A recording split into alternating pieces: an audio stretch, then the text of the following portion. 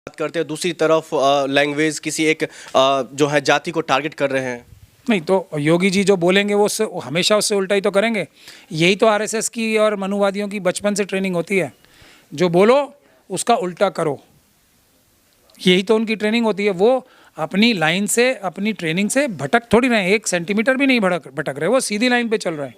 सबको धोखा दो, सबको बेवकूफ़ बनाओ और सबका पैसा हड़प करो झूठी बातें करके पैसा। अब बताइए आप, कुंभ का तो उनके प्रति कितना उनके अंदर वो होना चाहिए ना। उनके चेहरे पे आपको एक शिकन नज़र आई?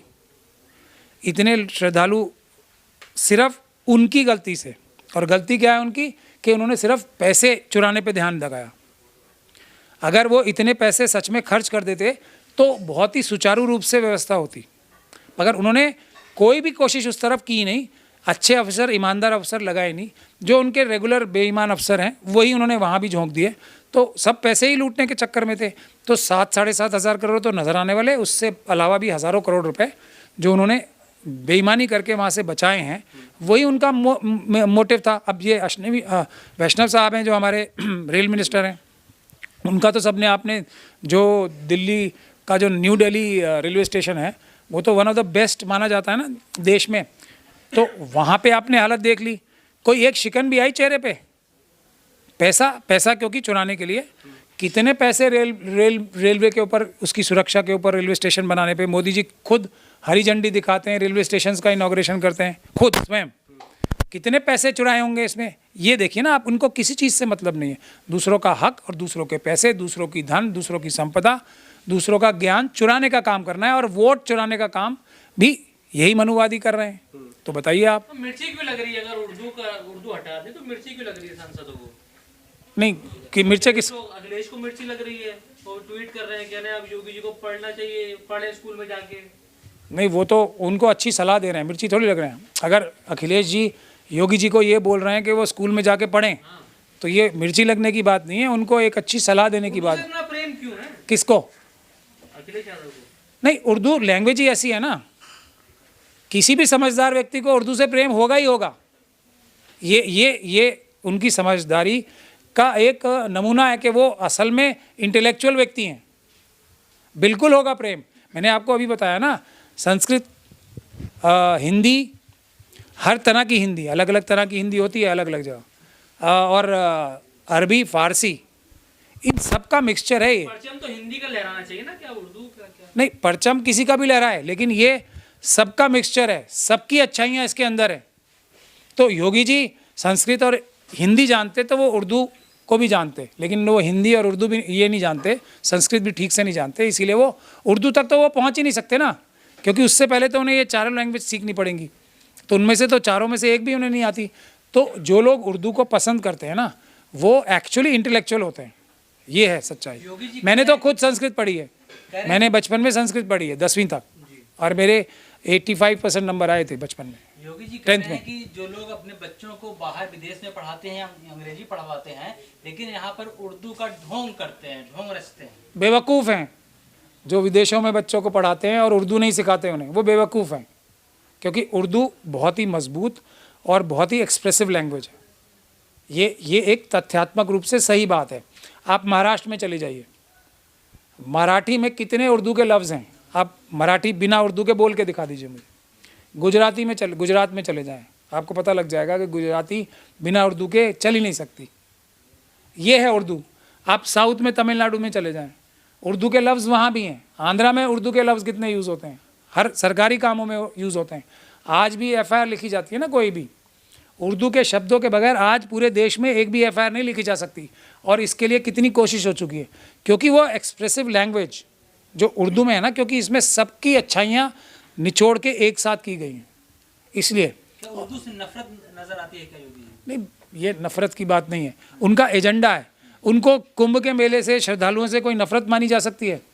उनका काम है पैसा कमाना, उसमें अपना पराया उनका कोई नहीं होता। ये आपको बात समझनी पड़ेगी। उनको कौन सा कोई, मैं नहीं मानता कि उन्होंने जानबूझ के ये कुंभ में लोगों को मरवाया होगा, मैं बिल्कुल नहीं मानता। लेकिन वो, उनकी नज़र तो सिर्फ पैसे पे थी ना। अब बाकी कुछ भी होता रहे, तो उनकी नज़र पैसे पे, सत्ता पे है। किसी भी प्रकार से लोगों को बेवकूफ़ बना के पैसे चुराने, सत्ता में रहना, ये है उनका मकसद। ये अपराध है क्या, ये जो कटमुल्ला बोल दिया संसद में? नहीं, वैसे तो कानूनी रूप से तो अपराध है, इसके खिलाफ कानूनी कार्रवाई हो सकती है क्योंकि ये एक बड़ी साजिश का हिस्सा है, तो बिल्कुल हो सकती है। लेकिन अब देखिए हमारे जो सो कॉल्ड, मैं तो उन्हें उलमाए सू बोलता हूँ, अब कोई जिस लफ्ज़ से भी बोले तो वो अगर इतने कपिल सिब्बल साहब को करें एंगेज, बड़ी साजिश समझ में नहीं आया, बड़ी साजिश क्या? बड़ी साजिश है ये। चाइना और पाकिस्तान ये चाहते हैं कि हमारे देश में किसी भी वजह से कम्युनिटीज़ आपस में लड़ती रहें, नफरत करती रहें। उसके लिए हमारे उलमाए सू भी हैं, उतने ही जिम्मेदार ओवैसी साहब भी हैं जितने ये हैं, क्योंकि सब एक ही संगठन के तो मेंबर्स हैं।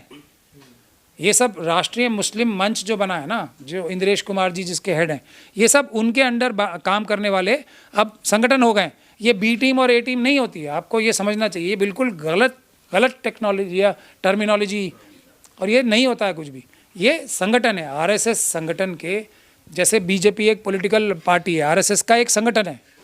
1 लाख से ज़्यादा उनके एनजीओज़ हैं, वो आरएसएस के सब संगठन हैं।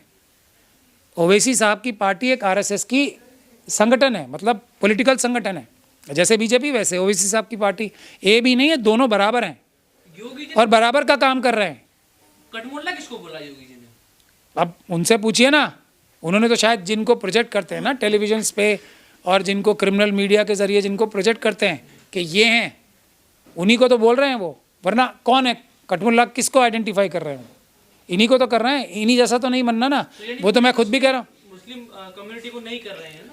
नहीं, वो कर तो मुस्लिम कम्युनिटी को ही रहे हैं। तो पूरी मुस्लिम कम्युनिटी कटमुल्ला हो गई फिर तो? नहीं, हो नहीं गई। वो कहना चाहते हैं, ये वो मुस्लिम कम्युनिटी को आइडेंटिफाई कराना चाहते हैं। किससे? असदुद्दीन ओवैसी साहब से, अरशद मदनी साहब से, महमूद मदनी साहब से। ये थोड़ी मुस्लिम कम्युनिटी के लोग हैं, ये तो बदतरीन एग्जाम्पल है मुस्लिम कम्युनिटी के। लेकिन वो हाईलाइट ही इन्हीं को करते हैं ना। और जो लोग अच्छे मौलाना हैं, जो जिनका नाम ही कोई नहीं जानता, एक से बढ़कर एक एक्चुअल मौलाना पढ़े हैं अभी इंडिया में, उनको थोड़ी दिखाएंगे। टेलीविज़न दिखाता है किसी को? किसी भी अच्छे मौलाना को दिखाता है टेलीविज़न कभी?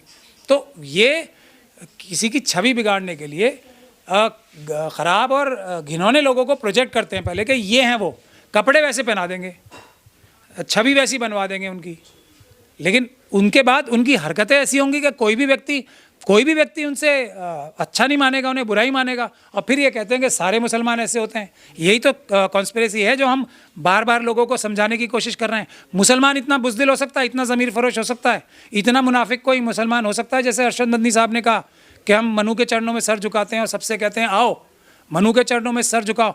कोई आदमी इतना घटिया हो सकता है कि जो ये कह के हम बाबरी मस्जिद का केस जीते हैं, इतना दीदा दिलेर बोलें या उसको क्या बोलें, तोता चश्म कोई बोल सकता है दुनिया में कि ये हैं मुसलमानों को छवि बनाते हैं अरशद मदनी जैसी, और वो इतने गंदे घिनौने लोग होते हैं? ये उनको आर्टिफिशियली प्रोजेक्ट करते हैं।